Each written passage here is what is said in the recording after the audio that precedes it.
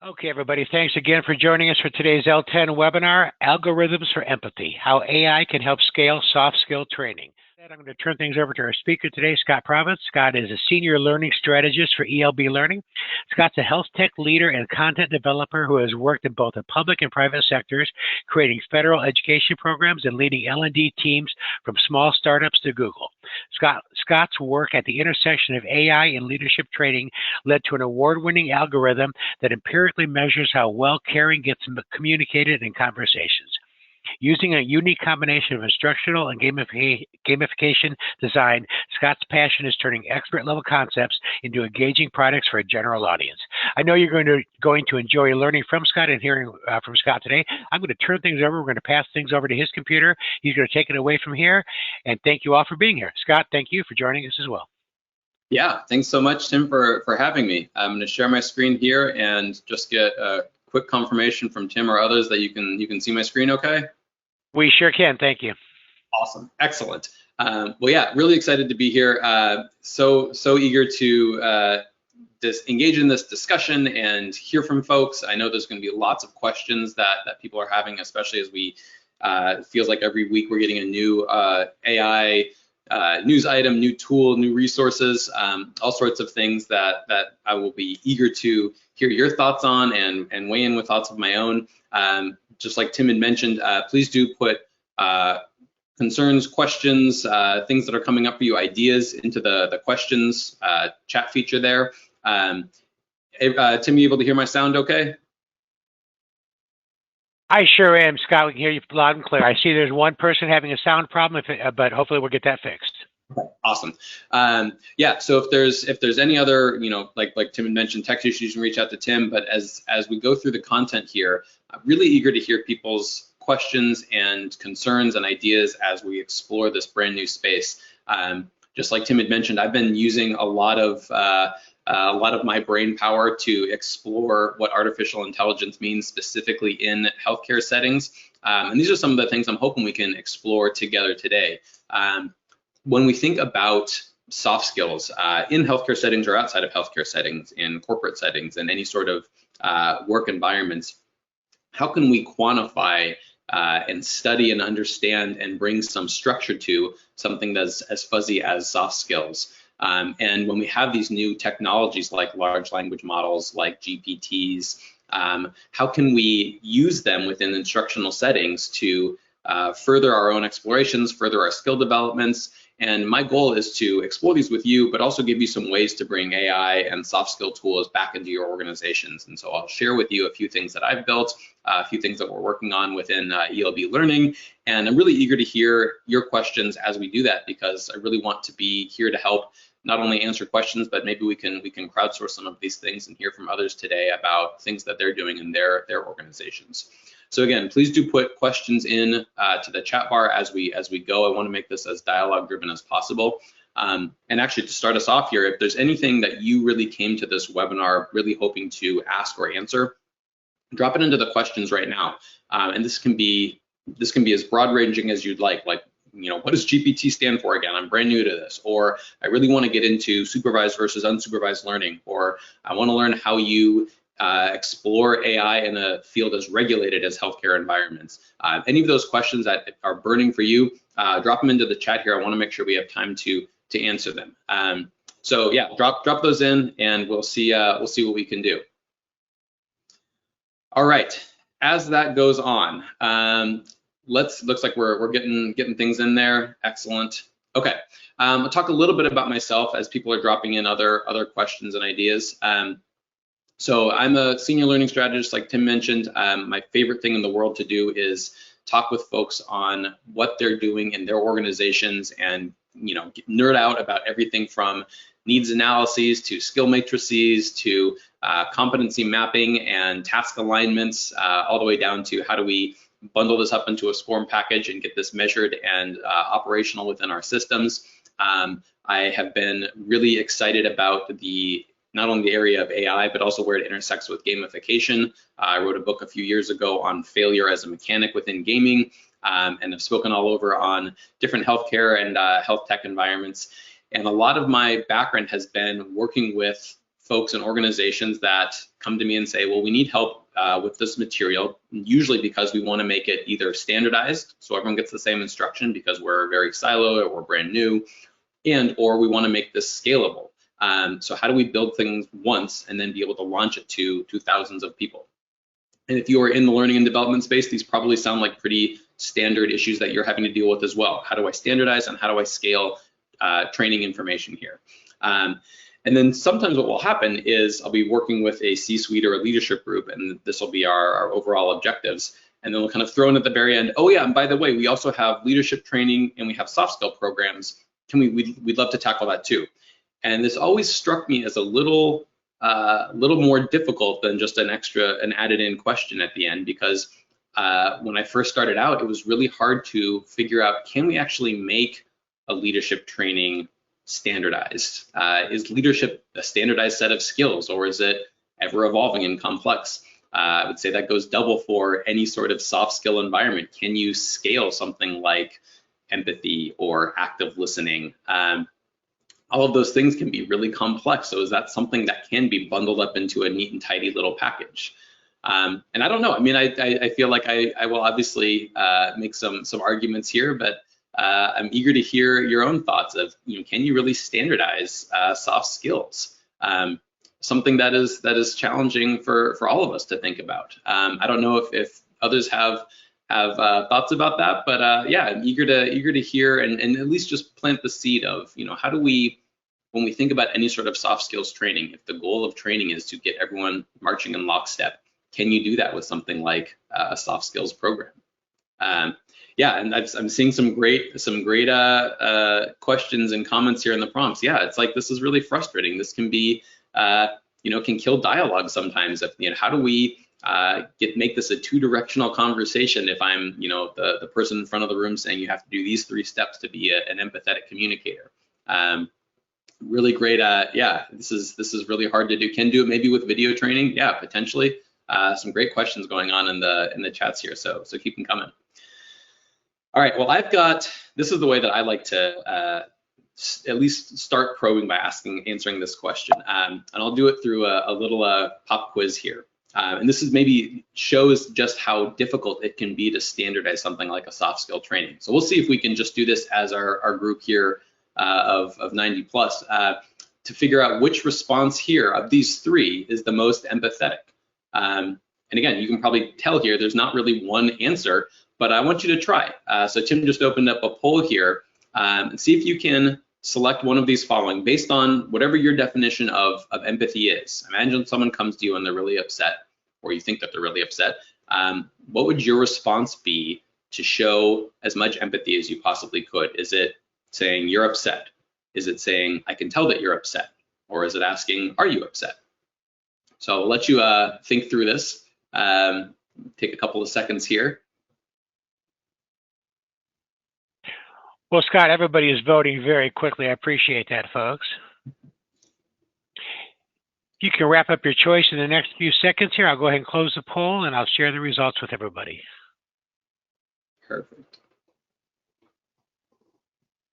Scott, there's a winner coming through here. I'm not sure if it's the right one. You'll have to tell us that. All right, folks, everybody, thanks so much for sharing. I appreciate that. Let me close the poll. And Scott, here are the results. All right. Wow, we've got a strong trend here for I can tell that you're upset, followed somewhat closely by are you upset, and then in a distant third here, you're upset. So let's see if anyone's willing to put their defense of their choice in the question chat bar there. Anyone who voted for I can tell that you're upset. What is it about that response that feels the most empathetic? And I will say that when I've run this little pop quiz question in the past, these answers track almost exactly with what I see. And some of the answers that I will get is I want to speak from my own perspective. I don't want to project onto them. So I'm saying this is what I think. And yep, acknowledges their emotions. It shows that you're paying attention to their feelings. Yep, the I statement. We're getting a lot of the similar responses there. So any defenses or justifications for the are you upset, which again, all of these you could argue for being empathetic. What is it about the are you upset question there that is an empathetic response. I sometimes will get, I want to confirm, I want to, give them a chance to respond. It's a great way to kind of put this back onto them. Excellent. Yep, you're not assuming. Yep, this is great from the chats here. Okay, and then maybe my favorite thing to explore. Any reasons why you felt a little hesitant to do the "you're upset"? And if anyone's willing to defend the "you're upset," I really would like to hear, because that is always the distant third, and I think a surprise answer maybe for some, and we'll explore that in a little bit. Yeah, so this is typically the big response I get is I don't want to assume, or I don't want to, I'm really hesitant to kind of jump too far ahead. And what if they're not upset and I'm really projecting onto them? Do I want to assume about their state? Yeah. Assuming they are and that they're not. Yeah. Had it said, yeah, if it's said to me in a really derogatory manner, like, oh, you're upset, get out of here. That can be really insulting. Yeah, absolutely. Well, good. So I'm glad that, restate and reflect opens up the dialogue. We've got a plant in the audience. I think we're gonna explore this a bit. I'm really excited for all of this. So maybe this is just me being in my nerdy behavioral health kind of counseling training state. But this is the stuff that I love to explore, even in the single hypothetical exchange. Someone comes to us upset. We have only 3 choices here. What is it about the little differences and the shifts and the nuances of language that can really change the whole direction of the conversation? This is what I spent a lot of my career studying. I had the great fortune of working with a lot of counselors, clinicians, people who spent their entire careers running empirical tests and studies around what is it about our language and how we craft our therapeutic, counseling-driven, work-driven, leadership-driven responses. And can we make these shifts, and can we measure the benefits and the value of these little shifts between making a statement versus asking a question? And what we found is that the world of behavioral health and psychology has actually given us a lot of quantifiable studies and heuristics for how we can express empathy. This is where it gets really interesting. Some of the things that we've learned: listen more than you speak. That seems like a given, right? Almost all of us, I'm sure, would recognize that if someone needs to get something off their chest, we probably should give them the space to do that. Here's where it got a little more interesting for me. Talk about the other person more than yourself. Okay, yeah, that makes sense. But I think I can get that cognitively and not always process that in the moment or in my responses. Here's another thing: pose more reflective statements than questions. And I think we saw that from Amber and some others, that recognizing the power in a statement can sometimes be really impactful versus asking a question. When we combine all of this together, the data actually points us toward the answer of "you're upset" as a very powerful empathetic response. And again, when I first learned this really was a paradigm shifting moment for me, because I would have said the same thing that a lot of others were saying in the chat here.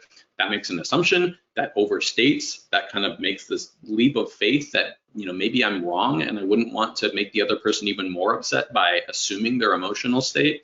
And I think what people are mentioning in the chat here, that obviously tone makes a big difference. If you deliver this in a very dismissive or derogatory way, that wouldn't be helpful. But someone comes to you really upset and you say, "Sounds like you're really upset." That can have a very powerful, non-judgmental tone that also allows them to expand, clarify, or maybe if I guessed wrong, make a bit of a pivot and say, "Well, I'm not upset, I'm just really frustrated." This is all something that was very new for me when I was starting to understand what soft skills and what empathy really means.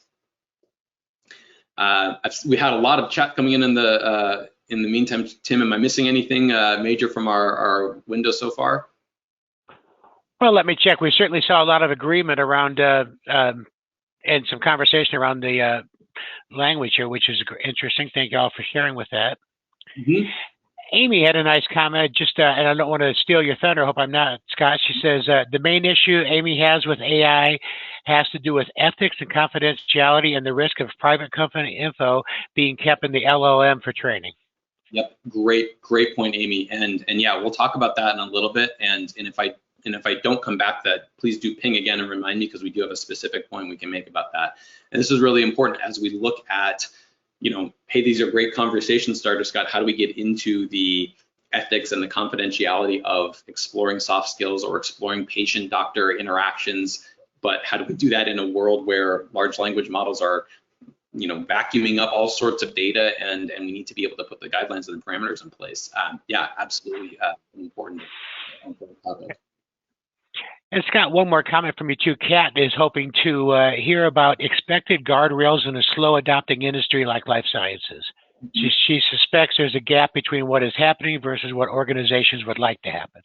Yep. Yeah. And yeah, kind of holding hands with Amy's comment there. How do we make sure that we're moving very carefully, and especially when it comes to confidentiality and if we're ever dealing with something like patient data, how do we move carefully while still leveraging the great power that these tools can have? This is exactly what we'll be exploring right now. And you're probably wondering, what are we doing right now? As Scott's doing these little language questions and clues. How does this relate to artificial intelligence? Well, bear with me for one more pop quiz, and then I'll kind of reveal why I'm doing this. Hopefully this will be a little bit easier, because I know that last question was really difficult, and again, contradictory in the sense where you could make arguments for different answers, and depending on the situation. Hopefully this will be a little bit easier, but if you look at these, one of these is a much more open-ended question than the others. Open-ended meaning you could answer it in any number of ways. You couldn't just answer it with a yes or a no, or a okay or a stop, or a whatever else. One of these questions is very open-ended. So I can ask it, and then they could talk for a paragraph. They could go on and on in a good way. I really want to open the door as much as I can.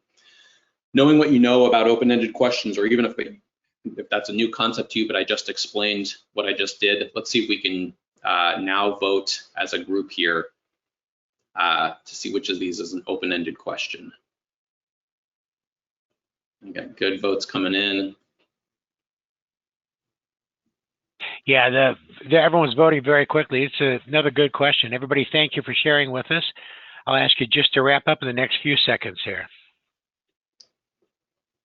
This is good. I like these.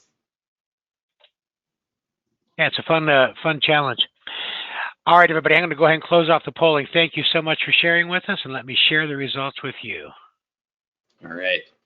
Okay, so even more stark now than our first question. We have a very strong vote for why are you sad? And if you think about it, any of these could be, you could make an argument for it. Well, they're open-ended in the sense that I'm prompting someone. Are you okay? Could be a, tell me what's going on. How about we talk for a bit? Could be a, yeah, I want to hear what you're saying. Both of those, if you got really down into the brass tacks of it, I could also answer with, are you okay? Yes or no. How about we talk for a bit? No, or okay. But why are you sad really is, and you can see with the voting here, why are you sad is a very much more open-ended response to, yeah, I'm going to explain what's going on for my in my head right now. And the reason I ask these questions, this question about making a statement, observing an upset emotion, asking an open-ended question, and the reason that this is all lumped into a talk on artificial intelligence is when we think about artificial intelligence and large language models, that's kind of what our group was just doing.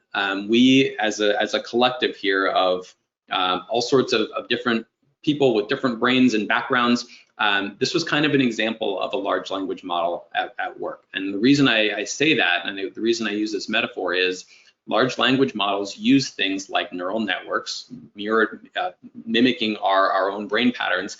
They use deep learning. They use a massive amount of data, just like the data that you've absorbed throughout your lifetime, to understand, summarize, or generate content. And that's what our group was doing right now. I asked you, which of these things is an open-ended question? I gave you some options here, and your own brains, combined with the brains of everyone else in the group, did some voting, did some analysis of the sentence, understood what you meant as a word, as a reference point, created a situation in your head, weighed the pros and cons of each of those things, and then came up with a answer that primarily put us with a pretty strong margin toward why are you sad. When you go in and ask ChatGPT, okay, which of these three is an open-ended question, that's a lot of what's going on in the background. It's analyzing the words, it's comparing that to all of its training data, its neural networks are zooming in and out of each of those characters and saying, how does this question mark relate to the overall sentence? That's a lot of what we're doing in our brains as well. And when we think about creating and understanding artificial intelligence models and large language models for our businesses, our work situations, I like to start kind of on that high level concept of what are they really trying to do, and having a group give me that sort of context in a little pop quiz format is a great way to think about this. I'll mention this again at the end of the talk, but if you're ever needing to find an easy way in to help people understand what artificial intelligence or large language models are, have them do something like this and have them recognize the process, the thinking process that's going on in your own brain as you're working through this. Yeah, can you say, this is a great question that came in, can you say teams are a large language model? Yeah, in fact, we'll actually do a little example here in a second, and we'll do it in a way that's probably a little more familiar to how you're seeing AI and large language models in the world today. So what we just did as a team, as a group here, was an example of classification. And you might have heard classification as in the framework of artificial intelligence, because that's one of the main things that artificial intelligence can do. So our group, acting as a big machine, took a prompt like which of these is an open-ended question, and based on our collaborative deep learning, our knowledge, put that answer that we picked into a predefined class. So we picked that, which is that answer, and we decided, yes, this is going to go into an open-ended question class. Large language models do that really well because they are trained on a lot of information. So classification, being able to say, here's a bunch of pictures, which of these is a cat, which of these is a dog, is a great way for us to think about one of the capabilities of artificial intelligence. However, you're probably used to hearing about LLMs, large language models, for their capabilities in text generation. And this is what you're seeing on the screen here, is a little video of me asking ChatGPT to tell me a story. And that is something that large language models can also do because they know text really well. They've been trained on this kind of question and answer format. The good news is I can model this with our group today too, and we'll see if we can do this right now. We might run into a little bit of a framework question, but Tim, are others able to see the questions that show up in the chat here? No, unfortunately, Scott, they do not. Only you and I can see those. Okay, no worries. I'll walk through this example then just conceptually here. If you were working with one of your groups or your teams on site, there's a couple different ways that I like to play this little game to help people understand how something like GPT works. And again, I'm laying, you can hopefully will appreciate that I'm laying out this foundation of, what is AI, how does this work? And then we're really gonna dive into, for the second half here, how this works within soft skills training. If you want people to understand what GPT is doing, especially if you are working in an environment that is, I forget who was saying this, Amy or someone else, mentioning this idea that people are very slow to adopt, a little hesitant about what they're dealing with here. One of the things I like to do to explain GPT is I like to describe it as a one-word story machine. So if you can imagine three of us sitting in a room here and we decided to play a game, I like to play this one-word story game where we go around the room and we each say one word and we try to make a story. So we would say, once upon a time, there was a boring presenter named Scott who, and we can kind of write out this whole entire story. You could also do this with the team virtually if you did this through a chat feature, dropping in a chat one word at a time, three different people on your team. And the reason I like to start with this is because, again, it mimics the predictive generation of large language models like GPT. So today, if I had done this through a chat, we would say, all right, Amy and Brian and Scott are going to create a one-word story. Amy would say the, Scott would say animal, Brian would say didn't, and at Brian's, when it became Brian's turn, he would be relying a lot on the same thing that ChatGPT relies on. All these different layers of understanding of, I need to understand what character is, I need to understand the subject, I need to understand the arc of a story. I need to understand grammar. So I can't just say any random word. This has to fit into the larger sentence that's being constructed here. I need to know the word that was said just before me, but also the word that started the sentence here. And if you ever wonder why, if you've used a tool like GPT, it sometimes will respond in these little chunks rather than just giving you the entire answer. That's really what's happening here. Is it's playing a one-word story game with itself. And you can see that every time it is forming a new word, it is doing all of these different layers of attention to figure out, okay, I just said it, what does the it mean here? And I have to put my attention as a large language model using all these different neural network layers back throughout the whole piece that I'm writing and figure out what does this connect to. I'll pause there really quick. Any other new questions that are coming in, or as you are wrapping your head around this, thoughts or questions or things you'd like me to double click on that come up there? We're really going to start shifting gears now and going to kind of like higher level, higher order, next level thinking here. But I wanted to make sure we're all feeling a little bit comfortable or a little more in lockstep with the general definitions and understandings of AI, large language models, generative pre-trained transformers, what GPT stands for, kind of doing this generative act. Sounds like we're looking pretty good. Okay, perfect. All right, so this next slide, I'm going to spend a lot more time talking about what do we do with these tools. Now that we understand how they operate, how they work a little bit more, the differences in what they do in terms of classification. I want to put something into a predefined box versus generation. I want it to make up a brand new story for me. We're going to start to explore this idea within the context of soft skill training. And this, what I'd say, is the most important slide. So we'll spend probably a lot of time on this for the next bit. And I really want people to probe, ask questions. If you've got a more detailed question, you're welcome to come off mute and ask it or phrase it here. Looks like, yeah, looks like some people are coming in and asking. Good, I'm glad these examples are helpful. Thanks you for people coming in. So this is going to be our next big thing. Probably the most important thing, and again, where I'd want to spend a lot more time probing or exploring with you, is as you are starting to get into AI now, I want you to be really conscious and aware and have the conversations with your team to think about the role you want artificial intelligence to play. And again, we're seeing a lot of this buzz, a lot more tools coming into play here that use large language models, and they market it almost as an expert. So just, yeah, the fear being, just give us all your data, we'll classify it, stream it all together, but it's going to come back to you just with the best expert recommendation that you could possibly imagine. Now that we've done these kind of basic level games that we've played through, one-word story machines, classification, pop quizzes, you might recognize that if this is what large language models are doing, if they're playing a one-word story game with my data, maybe I shouldn't be treating it necessarily like an expert. And I think that's actually a very enlightened, smart perspective to approach a lot of these tools with.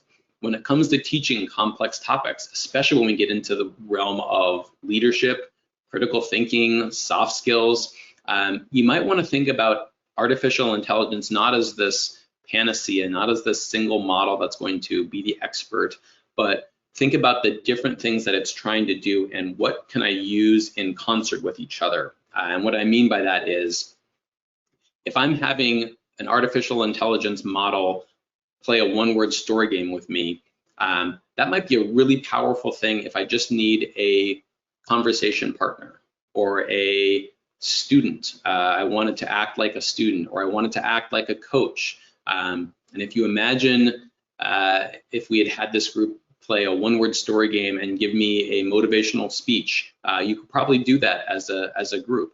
We could say, going around the room, there, Scott, it's okay, you'll get through this.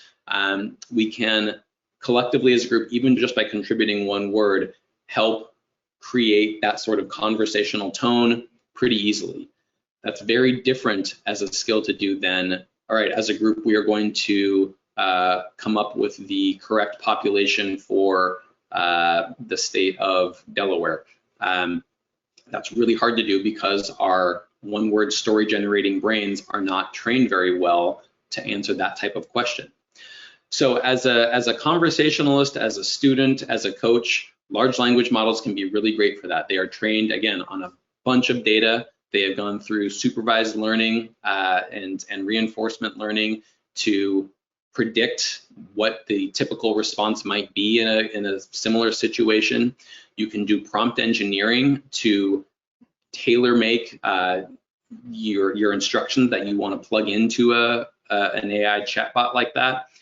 And the result can be a really great open-ended, situation-specific conversation practice, where I can say, I would like to have a conversation with a character. I want to give the character certain traits, just like I would with our one-word story game. I want you to tell a one-word story as a patient who is going through a difficult time right now. Yes, we could do that as a one-word story team, inventing a patient story, even without any sort of grounding other than the paying attention to the words that have been said before me. Could we as a one-word story game do that? Yes, okay. That is very different from AI as an expert.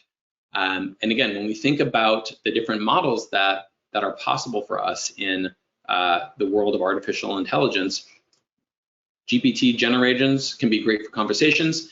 AIs and experts require a lot of different types of training. Yes, I could use supervised learning, but I need to be really specific about my data sets. And getting back to some of those early questions from Erica and Amy, this is where, in order to get that expertise, I need to be thinking a lot about the data sets that are being trained on. So for us in the healthcare world, to assume that a open-ended large language model like a GPT or a Gemini or something else is going to have the specificity or the expertise to be able to answer very high-level questions assumes that it has been trained on the unique data sets that would need to be present in order to have that expert opinion.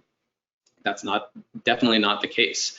We need to be thinking about the type of models that's been trained on, the type of feedback that we would like to get, and that is very different from a one-word story game that we're trying to play. I'm going to show you some examples from each of these, but before I do, I wanted to pause really quick and see if there are other questions that are coming up. Thanks, Scott. Right now, we do not have any questions pending. We have a comment from Amy. Amy says she agrees it describes it. They describe it as an expert, but there's still human review and consideration that has to happen. It should be used as a tool, not as a definitive. Absolutely. Yep. Great point, Amy. And I totally agree. And that really needs to be the big distinction that we're making here. Is it's really impressive that I can go to GPT and I can say which of these words is different, and it can go in and critically analyze that.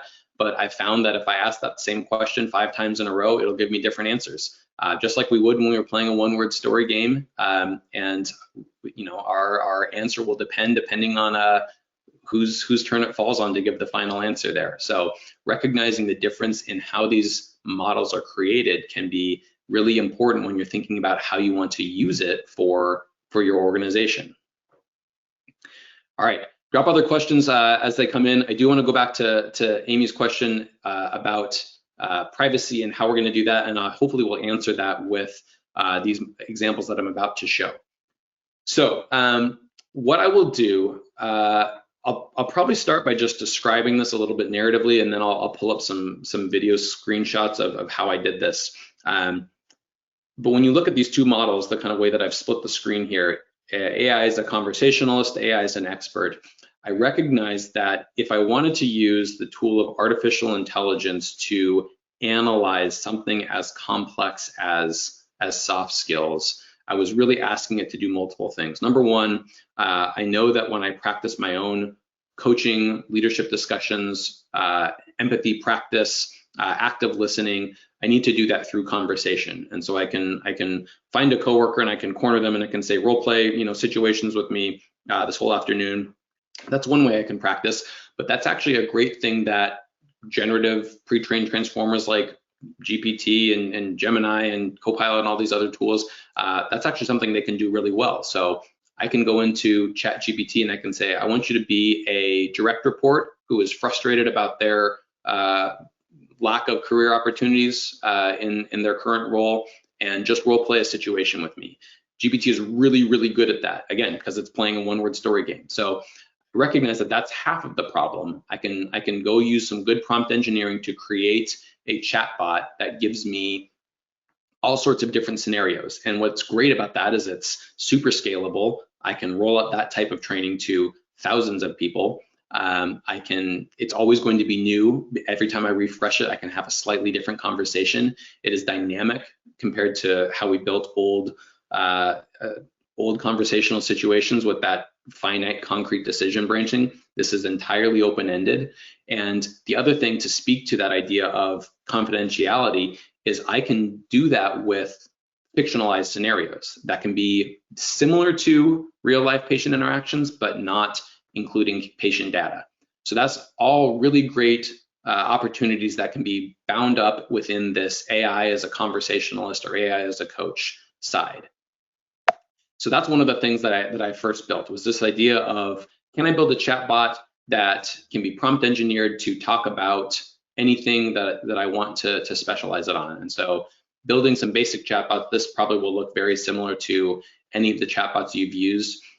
We found some really effective ways to build a chatbot, again, specialize the prompt based on a specific team or a specific instance of situations they want to deal with, and we can just have this run as long as we want it to.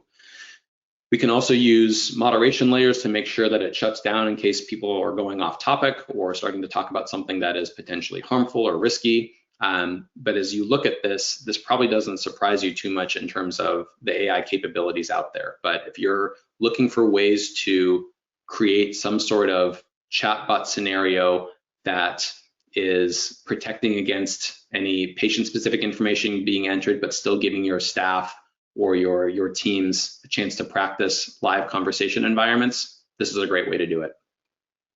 Again, nothing new under the sun here, but I'll pause really quickly if people have questions about, how do you implement this? How do you create it? And happy to answer those before I jump into the really exciting stuff. We do have a couple of questions coming in, Scott. Matthew's got a question. Have you been able to measure better outcomes using AI prompt engineered focusing on soft skills? If so, what were those results? Yes, great. Sounds like you're excited about that one. I promise Matthew wasn't a prompt. That's exactly what we're going to be talking about next year. So up to this point, sure, great. You've got a GPT, or any sort of large language model tool that is a chatbot here, and sure, you're getting in and you're practicing some soft skills. How do you know what's a good soft skill and what's not? Well, that gets back to our initial pop quiz scenario of, okay, I now want to train an AI model that's not going to act as a coach or a conversationalist, but an expert in, when I give it these three options and say which is the most empathetic, how do I train it to know that option A is better than option B? So now we have to get into this very new, very untapped market and realm of AI as the expert. And if you're watching some of the other ways that models are being built within Google, within some of these other big tech companies, training models on a massive amount of expert level data. So I want you to look at all of these chest x-rays and figure out, can you start to classify what x-rays are potentially, need an extra expert's opinion or an extra expert's eye. This is where we get into Matthew's question about how do you measure and train the outcomes. So when you're training up a model like an artificial intelligence expert, and I'll go back to this idea, you need to figure out what unique data sets are you using, how are you going to start classifying those models and building them out. And that's what I ended up doing with a lot of my clinical psychologists partners, and a lot of data sets that took a massive amount of counseling level, behavioral therapists conversations, all de-identified and all public data sets. But we were basically able to take those data sets and train our own model with an understanding of, as you look at these different responses, what are the rules that you can come up with as a model that tells me which is a better empathetic response or not. And we found 6 categories that we were able to train a model on. And we actually were able to create something that can, as a conversation is happening, change its adjustment of how each of these skills is being used as the conversation happens.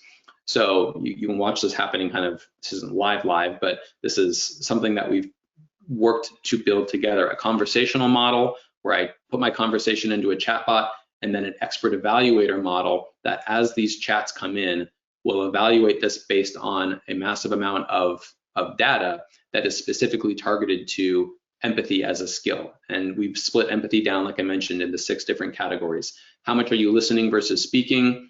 Are you making reflective statements? And this was that hard, difficult question at the beginning, the you're upset versus are you upset? Are you suspending your own perspective? So is your response talking about yourself, or is your response really focused on the other person? Are you getting affirmations from the other person that you're on the right track? So them saying, thank you, that's great, I appreciate that. Are you asking open-ended questions? Let's see if I have any open-ended questions here. What are you hoping to get out of this conversation? Great open-ended question there. And are you avoiding, directing, or minimizing the conversation?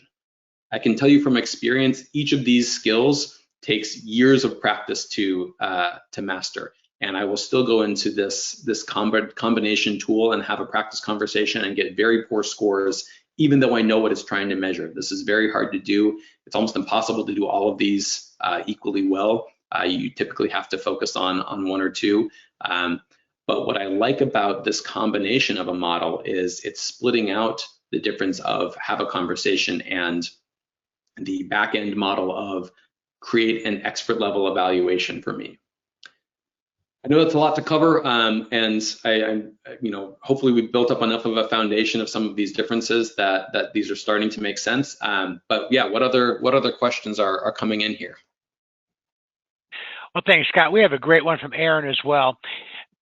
Aaron's asked about how you create scenarios and scale them in such a way that you can send the same scenario to the whole team to practice.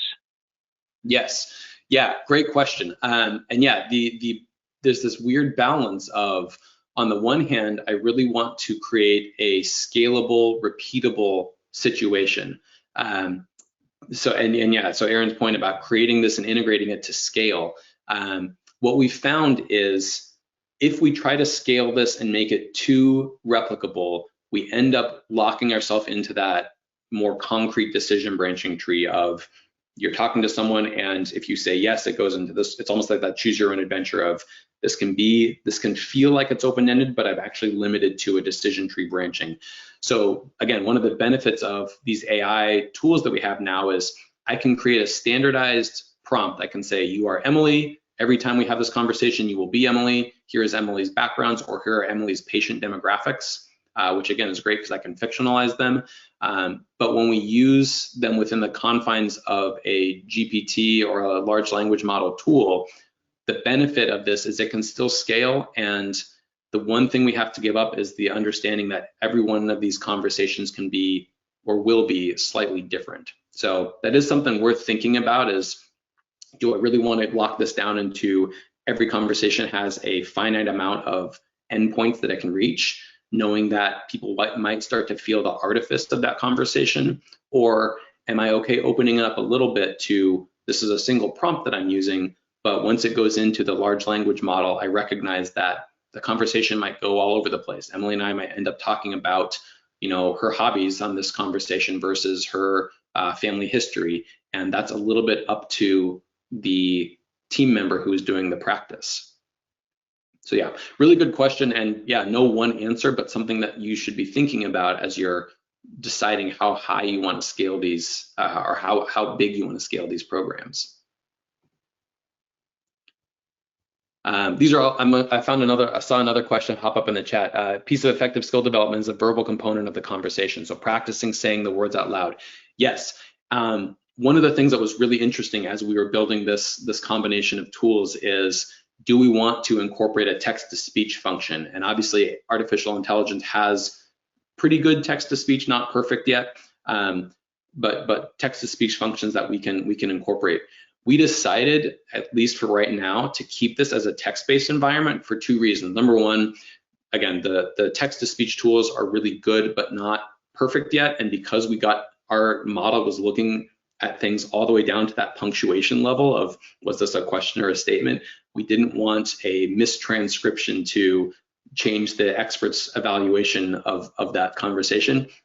The other reason we chose is we found that in writing this down, and this is obviously a sped up video, I can't type that fast, but we found that in slowing down your thinking to the level of typing, it actually helped people understand and process which skills that they were doing or not doing. And so a little bit of a conscious pedagogical choice here to make this a text function rather than a speech function, but absolutely agree. This is one practice step in your larger soft skill development, and we're really excited that this can scale well. And there does need to be that awareness of, great, you've practiced your skills, you've improved your reflecting response, now go out and have some live conversations with this. Hey, Scott, I'm going to pull Erin off of mute here and let her speak her question about the customers, about the, I think we might have misstated her question, or I might have misstated her question a little bit earlier. Yeah. Erin, I think you're muted on your end. If you can unmute, there you go. Hi, Scott. Hey, Erin. Thanks for answering my question. I just wanted to, I guess, clarify. I understand creating the scenario, using the prompts. I've been on a couple of webinars about this, but I guess where I'm struggling is, how do I in L&D take that scenario and be able to integrate it across the organization so that people can practice with that trained scenario? Because it's a lot of work to sit down and create the scenario and understand the prompts and give it the guardrails and whatnot. Can you speak to that? That's where I'm kind of hitting a dead end. Yeah. Yeah. Thanks for coming off and clarifying too. Yes, there's a couple of different ways to address that. Number one, there's some great tools, tips, tricks on how to create effective prompts.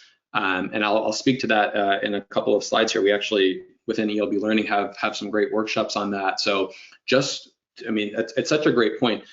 Assuming that I can just jump really quickly into GPT and say, hey, be a grumpy patient, that's not going to be an effective enough prompt to scale up to an entire organization. So there is some important skills that come with understanding how to write effective prompts. The other thing that's specifically challenging with how we've set up this type of tool, or if you're trying to scale a organizational wide chatbot, is you are single prompting this, right? You are trying to create one elaborate seed prompt to put into this tool and hope that it works within any of the scenarios that your staff is going to come up with. So I think hopefully that's one of the points that you're bringing up. That is a challenge. There are a lot of things to think about in terms of what parameters do I want to put on this, what moderation layers do I want to put on this. So yeah, I think there's a lot of skill into that. I'll point towards some workshops that can help and some tip sheets. The other thing that I will say is there's a whole technical side of it too. So as you think about, if you're looking at this saying, this is really cool, I just want that chat bot and I want to be able to capture the text from these conversations and analyze them on our own servers or on our backends. Working with your technical teams to figure out what API keys or integrations are we going to need to use? What capabilities do we have within our systems to be able to make calls out to large language models? These are the types of conversations I love having, and our team really likes having, because we want to empower people to have these types of tools while also still having the protections or having the responses ready to hand your IT teams or your legal teams to say, look, we're not having patient conversations, we're not doing any sort of proprietary data here. How do we make sure that our teams within our organization understand what we're trying to do with that? Good. Okay, I'm just checking and looking at Erin's chat here. It looks like that helped a bit. And yeah, you're right. It's absolutely important to recognize the science and the skill that goes into good prompt engineering. And I can certainly tell you, as we built on this conversational side. It was difficult, and it took a lot of practice on a lot of run-throughs to get this right. Cool. I know we're just wrapping up here, so I want to make sure I get enough time for some other questions here. I will say that as we looked at these two models in concert, and again making this distinction between a conversationalist partner and an expert evaluator, what we're able to do as we collected these scores and scores of practice conversations from teams, across organizations, and then analyzed all of those data sets together across these 6 different skill sets, this is where the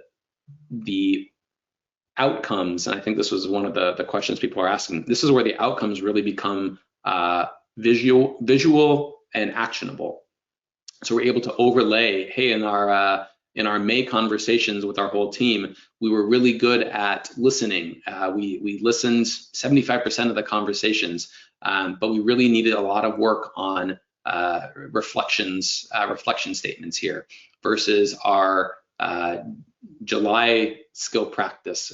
We were able to increase our reflections a bit, and we got really good at suspending our own perspective.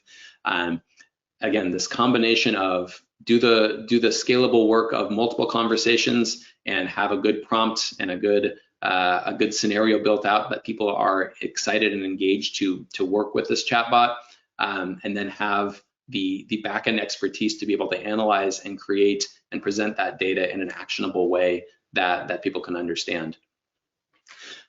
This is really the rubber hitting the road moment, and this is the level that we could take back to our organization leaders and our C-suites and say, this is why this AI tool was really effective, is it gave us something that we can target for development path specific teams. We can go back and adjust our prompts to emphasize a reflective statement, skill building capability, or whatever those might be. So that's a little bit of some of the ways that we've built different AI models and used them within empathy and soft skill training. I did want to spend a little bit of time just briefly talking about some of the tips that I'd mentioned for Aaron's question. One of the things that we're doing at ELB Learning is really recognizing the different ways we can involve AI discussions across the range of all the way from we need a tool dropped into our LMS systems today. What do you have? All the way back to we don't even know what AI is. Can you come in and run that one-word story game so we can understand how different generative pre-trained models work? This is the really fun conversations that we'd like to have. And so if you do have conversations or questions, please do reach out to me. I'm eager to have any of those conversations or help provide some tips here. I know Aaron had mentioned that idea of how do we get good prompt engineering skills and how do we develop that? You can check out our services here at elblearning.com, but these AI IQ workshops that we run have been I've been just really impressed with not only the responses, but how I see people's understanding shift throughout the workshops as they get more comfortable with understanding what are all the elements that go into a good prompt, and how do I engineer something that can be evergreen in a sense that I can, set it free in an environment and people can interact with this chatbot multiple times and have wide-ranging, productive conversations. This is just one of the things we offer. This is where I get really nerdy and get to come in and start thinking about how do we build some different tools, different capabilities, have these AI models working in concert with each other. So all of these things are things that we can do, and happy to explore them anymore. As a final takeaway, so what can you do with this? Lead your own introductory activities. Any of these little icebreaker games or things that you want to try bringing into your own organization, please do. I do find that the one-word story games, the pop quizzes where people are helping classify different answers, a great way to use a metaphor for some of what artificial intelligence and neural networks can do. I would also say another takeaway for you to bring back to your organization is to start thinking about what specific organizational needs that you have. Do you need just a general understanding of AI? Do you want to become more of that prompt engineering expert, where we need to come up with the 3 best prompts that we have for our budding chatbots? Or do you really need to create more of an in-house expert model, something that is looking at a set type of categories, whether that's a soft skill category, whether that's leadership competencies. Is that something that you want to train to be an in-house expert? And do you need help kind of figuring out how do we set up that data set? How do we start to train that together? These are all tools and questions that I love talking about. So I am certainly here and want to be a resource for you as you are starting to explore that. I know we have just a couple more minutes, but yeah, other questions. I'll leave the last few minutes open for any other questions or ideas that people have that they wanted to get out before we sign off. Well, Scott, thank you very much. James has said, thanks for a very informative, engaging workshop, and I'll echo that. Nice job on this. Excellent. Perfect. And that said, we do have some questions coming in as well. I've been saving Matthew's question because I thought it was a great question, and your passion comes through, Scott, very loud and clear on this. But Matt, how about the other side of the coin? Matthew's asking you, what frustrates you about using AI? Really great question. Yeah, I would, man, a lot of things are still frustrating. I think that there's always this frustration that when I train up a model, I'm so happy with my data set. I've combed through it, I've cleaned it. I feel like it's just the best thing ever. No matter how robust I think my data set might be, models will still make mistakes. Models will still misclassify something, and that can be really hard to recognize that you're never really done with a model's work, and that going in and refining and looking through, what of the, even if it's down to this 0.01% of a misclassification, what are the things that we need to do to continue to improve our models? And even the big tech companies are obviously doing these. The reasons that we see GPT starting with a 1, then 2, and then 3, and 3.5, and then 4, and 4.5. There are constantly ways that we can continue to refine and update and improve as the capabilities improve, as processing speeds get faster, but also as we recognize that every data set is going to have limitations, that they are making generalizations in some way, and that our nuanced scenarios are always going to be giving them more pieces of information. I think on the one hand, that's frustrating. On the other hand, I suppose that's, job security for all of us, recognizing that our vast understandings of our own organizations, of our own industries, are always going to be working in concert with these tools, never replaced. Excellent. Scott, thank you very much. I'm going to go ahead and close off Q&A. Folks, if we did not get to your question, I apologize. If you're still typing a question, please keep typing. We can get answers for you offline as well. Perfect. Yeah, please do reach out to me if there are other questions. Happy to keep the conversations going there.